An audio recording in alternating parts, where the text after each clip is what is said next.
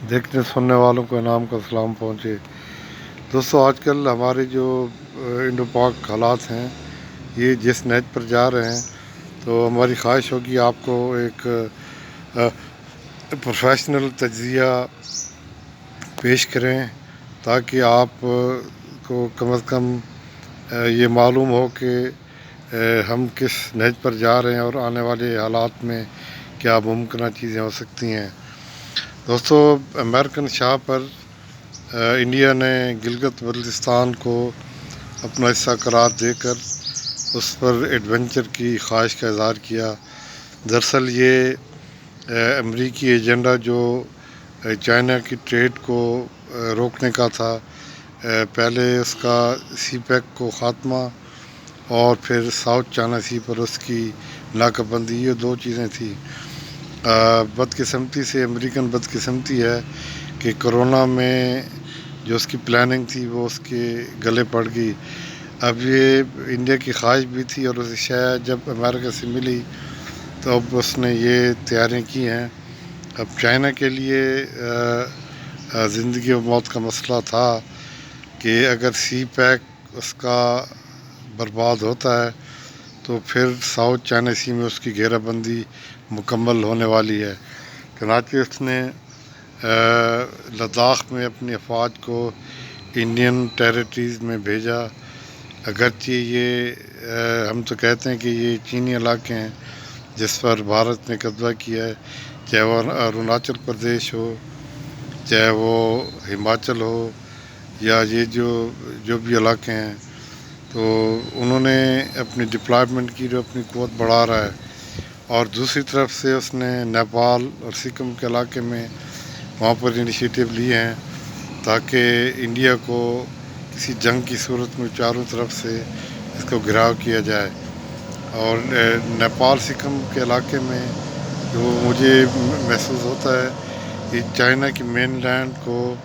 یہ جو sister status ہیں، گولڈن اسٹیٹس، یہ 6 اسٹیٹس ہیں، یہ ملتی ہیں ایک مرغی کی گردن کی طرح، اسے چکن نیک بھی کہتے ہیں۔ تو کسی بھی اگر یہ ایڈوانسمنٹ ہوتی ہے، اور ہوگی، کیونکہ چائنا کسی بھی صورت میں نیگوشیٹ کرنے کے لیے بھارت سے تیار نہیں، تو سب سے پہلے چائنا اپنی افواج اس چکن نیک میں داخل کرے گا، اور یہ جو آسام، سکم، میزورم، ناگالینڈ، یہ جو ریاستیں چھوٹی،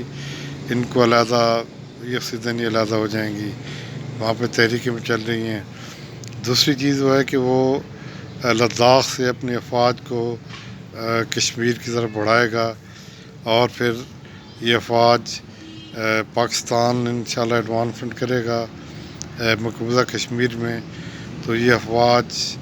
ایسی جو لیہ، لداخ اور کشمیر روڈ ہے، یہاں پر ان دونوں کا ملاپ ہوگا، اور اس طرح جو مقبوضہ کشمیر ہے اس کی آزادی کے لیے یہ اسٹیپ ہوگا۔ تو ہمیں سمجھ نہیں آ رہی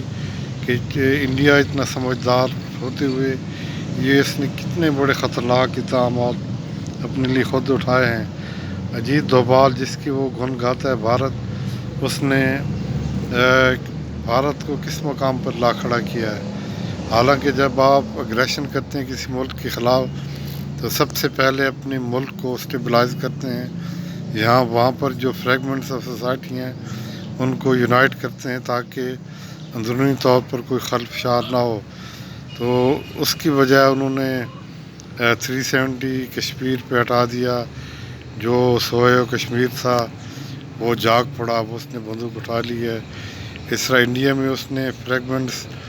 جو بھی کمپوزیشن ہے انڈین سوسائٹی کی، اس کو اب توڑ دیا۔ وہ ہر جو فریگمنٹ ہے وہ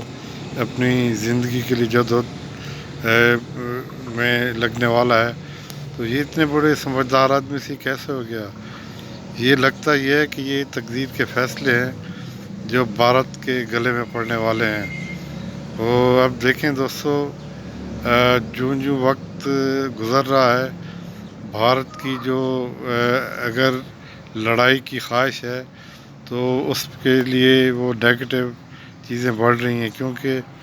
افغانستان سے بھارت کا نکلنا اب یہ نوشتہ دیوار بن چکا ہے، کیونکہ جب سے طالبان کی لیڈرشپ نے یہ پیغام کنوے کیا ہے کہ بھارت افغانستان میں غداروں کی سرپرستی کرتا رہا ہے، تب اس کے بعد اس کی کوئی گنجائش نہیں رہتی کہ افغانستان کو پاکستان کے خلاف استعمال کرے۔ اب یہی افواج پاکستانی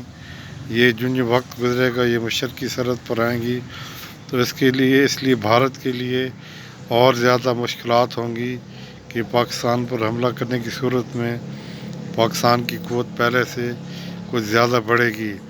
تو مجھے لگتا ہے کہ یہ کچھ ہفتوں کی بعد ہے یہ لڑائی، تو اس کے لیے پاکستان اور چائنا یہ اللہ تعالیٰ نے ان کو ایسا نظام کیا کہ یہ ایک دوسرے کی ضرورت بنے ہیں،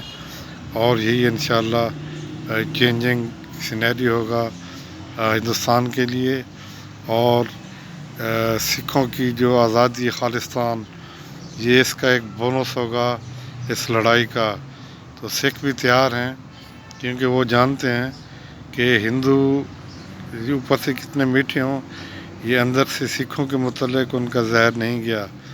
اجیت دوبھال جو ان کی جو سٹار پرفارمنس تھی، وہ خود ہی کہہ رہے ہیں، ان کے بیانات ان کے لوگوں کے بھی آپ جائیں گوگل پہ دیکھیں، انہوں نے کہا کہ میں ایک پاکستانی مسلمان جاسوس کی روپ میں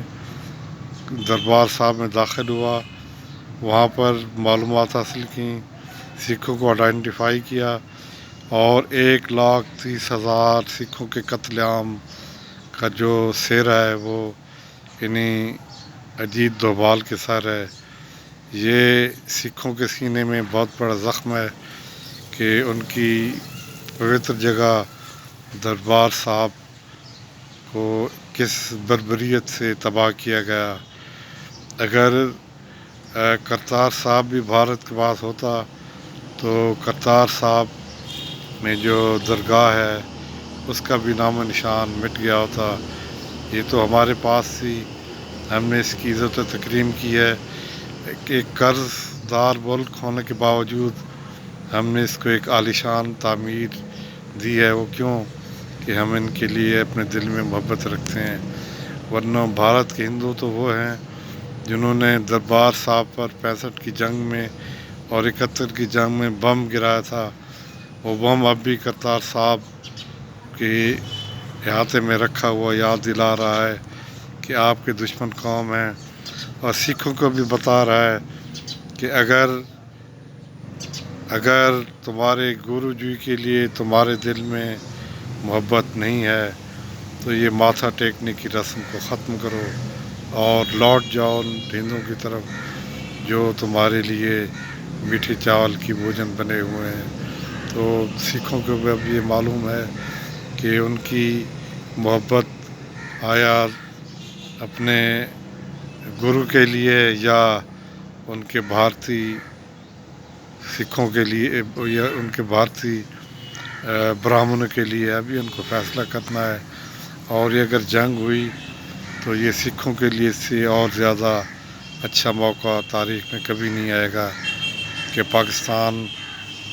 مشرقی پنجاب کو ایک آزاد خالصتان کی صورت میں پلیٹ میں رکھ کر سکھوں کو پیش کرے گی۔ دوستو، اپنی آرزوؤں کی تکمیل کے لیے تیار رہو۔